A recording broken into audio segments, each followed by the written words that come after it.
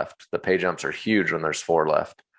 It would be a $400,000 jump compared to a $100,000 jump. So that's a big difference. But I wouldn't have been surprised to see him folded either.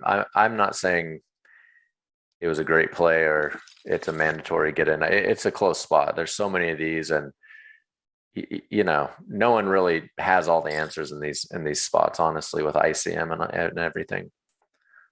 But once you see Madsen shove a hand like that, it's hard to fold a hand like ace-8 suited. now going forward, how capable he is of doing things like that. Yes, there's ICM implications, but there's also a spot where you can just start winning a lot of chips, and you have position on him, and you can just pick up more and more later, and maybe find yourself in the chip lead later. And there's a lot of value in that. Yeah, the future implied odds there pretty big on what is available. And look at this, Sam putting Eric in the cage here. May have to cut his losses, but you also couldn't blame him for sticking on here on this board. Ace queen in a absolute hammer lock on the hand if he were to call. And this is kind of one of those ones where in the moment you may say, hey, like, I want to jockey for position, but it just feels like you got to sometimes release, but he does not. And now Sam has got a 15 million chip pot coming his way. Certainly, I don't see a scenario where Eric gets aggressive and he's got a very strong hand and improves to a straight, although didn't need the straight. Yeah, this was limp check pre, and then I think Sam bet the flop and then potted the turn, I believe. Half pot. Yeah, it'd be interesting. I mean, I think Eric kind of has to continue on the turn, double flush draw. It's not a great spot, but if you're folding, like, you're just folding so many hands. I think I would have called the turn. Now the river is like pretty bad spot, because what can Sam be bluffing here, right? Like low missed hearts, low missed spades, things like that. And Eric doesn't interact with those, so it's potentially a decent bluff catcher. It is a lot better to have another pair and block some of the full house outs, though. If you have king jack or king 10 or an ace, he's going to just have an ace a fair amount too. That's a better hand to call with for sure. Yeah, this is just kind of right in that middle area, tough kind of area. Yeah. The interesting part, I mean, he has no hearts. It is blind on blind, right? You start thinking about some low cards, some low heart bluffs. And I actually, based on how Eric plays, I think he's going to talk himself into a call. But this is a critical pot for a position. Nice one. Wow.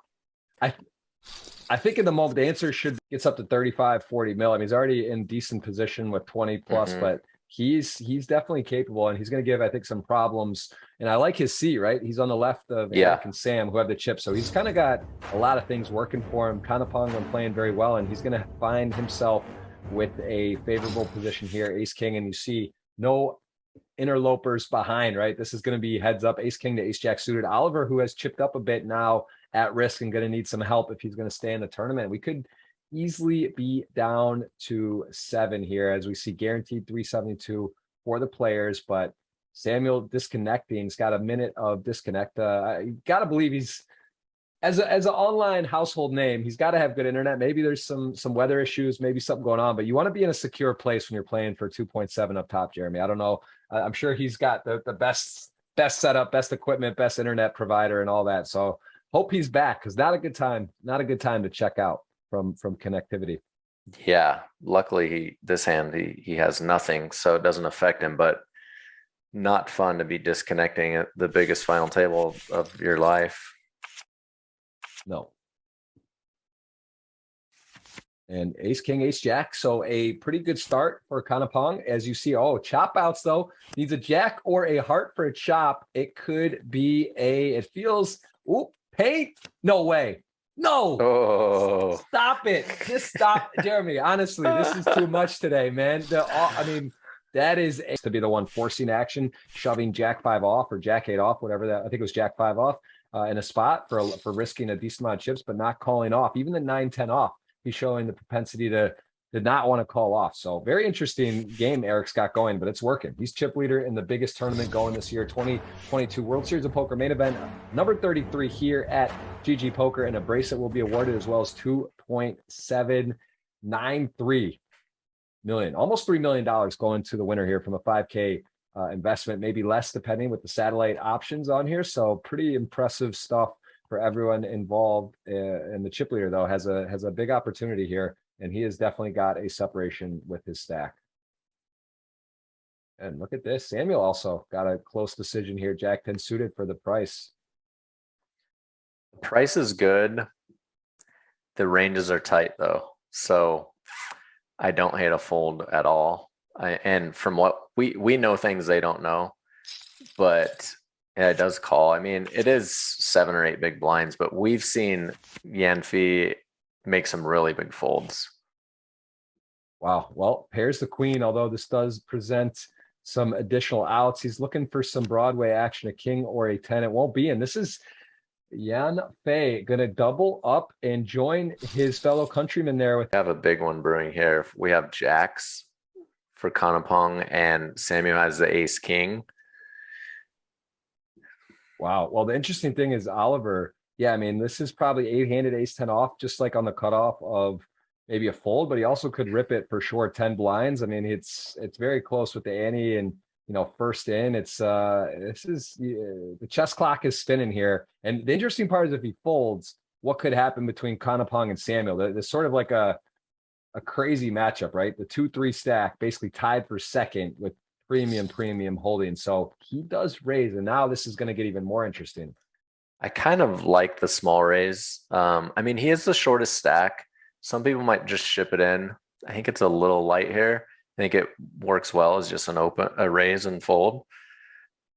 Assume we are going to see a 3-bet to about, I don't know, 7 million or something like this. Yeah, it doesn't have to be big, kind of thin the field, isolate, obviously not be folding to Oliver's hand. And then if there's somehow some crazy action behind the side, but yeah, so he goes small, and now Samuel. Whoa, here we go. Let's see. This could be the hand of the day. Early candidate. Yes. I mean, we do have a raise under the gun in the next spot, 3 bets, which is they have to be fine with getting it all in versus the under the gun raise. So you're not jumping out of your seat with the ace king off here, but I don't imagine you're going to fold it either.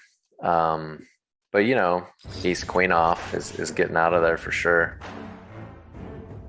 He just rips it, which I kind of like, just wow, not a fun spot in Kanapong's seat here. He is covered slightly by Sam. Wow. Lets it go. Wow. The reality, he shouldn't be too crazy tight, as with 4.5 big blinds on the button, as by far the shortest stack, in my opinion. So that would make me want to call with a pretty wide range in Eric's spot. Well, look at this. Ace King suited 10s, a classic. Kanapong for this price isn't going to be able to do much more than just call. I guess he's just doing a quick think on it, maybe getting his RNG right, hoping for a big moment here. And it is a 10 and a king. Let's see if we can get a sweaty turn. Oh, I mean, of course. Come on. What a turn card this is. Can it be Kanapong getting his money's worth? It is a diamond low, and Oliver James will be out in 8th place. Good games all around. Nice score, 372. And Kanapong, as it is up to 496,000. Feng Zhao has been staying kind of under the radar. Jordan Sperling also has kind of had his kind of bit of, hasn't been able to quite get it going, but has found himself with some interesting spots. And look at this. Ace 7 off. Kanapong actually has the best hand. And Jordan, this is a big ask to fold here, but ICM is critical spot. And man, here we go. Here we go. Ace 9 in the lead, and we are going to go, and we are going to see a 9 on the flop. And Jordan Sperling, who has gotten bailed out a few times, gets a sweaty turn here. Going to need a 6 or a jack, or else we are going to see him depart. It is a 5, not quite a run though for Jordan. Just a bam, back-to-back jacks. We are out, down. 4 big blinds or 3 big blinds.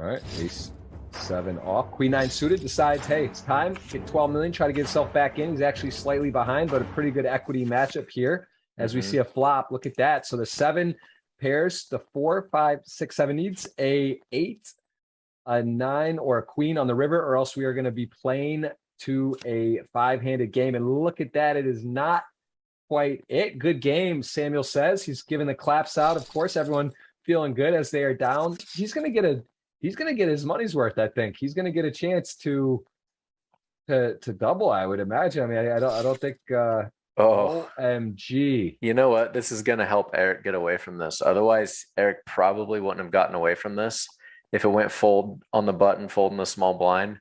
Fang, the way he's been playing, would have just shoved. He wouldn't put in a small 3-bet. And Eric would have probably called the 15 big blind shove.